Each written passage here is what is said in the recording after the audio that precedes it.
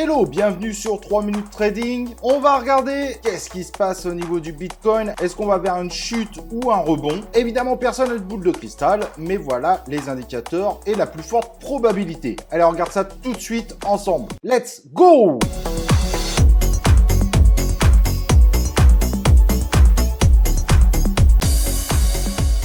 Alors si vous me suivez, vous savez que ma vision par rapport au Bitcoin et là où il va n'est pas très optimiste. Je vais vous montrer quelques petites choses pour voir si la tendance continue depuis 3 jours, donc le moment où j'avais fait la dernière 3 minutes trading. Et c'est intéressant de regarder un petit peu au niveau du RSI, au moment où le Bitcoin semblait prendre une tendance baissière sur un certain temps. Et on peut constater que quand le RSI était plutôt avec une tendance baissière un peu plus violente, c'est là qu'on est reparti en force. Donc vous voyez sur le RSI, j'ai mis la tendance en pointillé de couleur jaune et les tendances, je les ai tracées en bleu. Et la deuxième, c'est celle qu'on a eue en fin d'année, une tendance baissière un petit peu moins violente et en même temps un RSI plus proche de la survente au niveau de la tendance. Et aujourd'hui, on retrouve un petit peu la même tendance baissière sur un laps de temps aujourd'hui beaucoup plus court, mais qui pourrait du coup se confirmer. Et au niveau du RSI, la tendance partirait un petit peu du même niveau avec une baisse plus proche de celle qu'on a eue en termes de tendance par rapport à la fin d'année, qui a duré à peu près un mois. Et ben on retrouve beaucoup de similarités, ce qui pourrait nous indiquer une tendance baissière jusqu'environ vers le 10 mai. Et si on zoome un peu, on pourrait commencer à avoir l'impression de pouvoir dessiner une compression, mais une compression assez mauvaise parce que c'est une compression qui va à la baisse et qui pourrait évidemment amener à une plus forte probabilité de baisse. À confirmer cependant, parce qu'elle est encore toute jeune, et retaper sur les 40 800 malgré ma flèche jaune, ça risque d'être quand même malgré tout compliqué. Et donc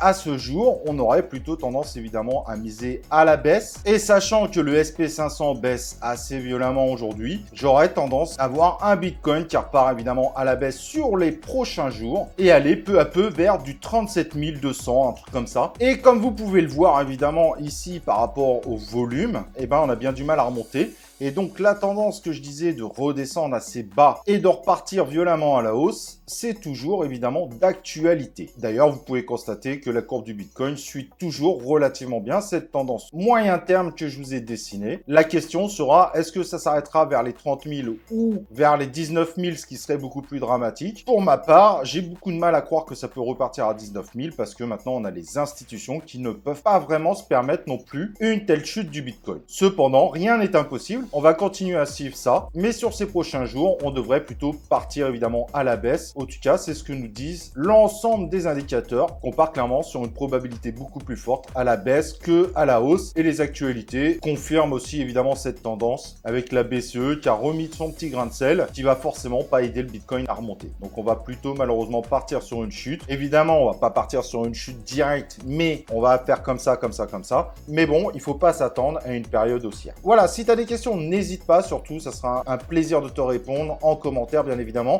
N'oublie pas le like sur cette vidéo et nous on se retrouve pour une prochaine vidéo de C0 3 minutes trading.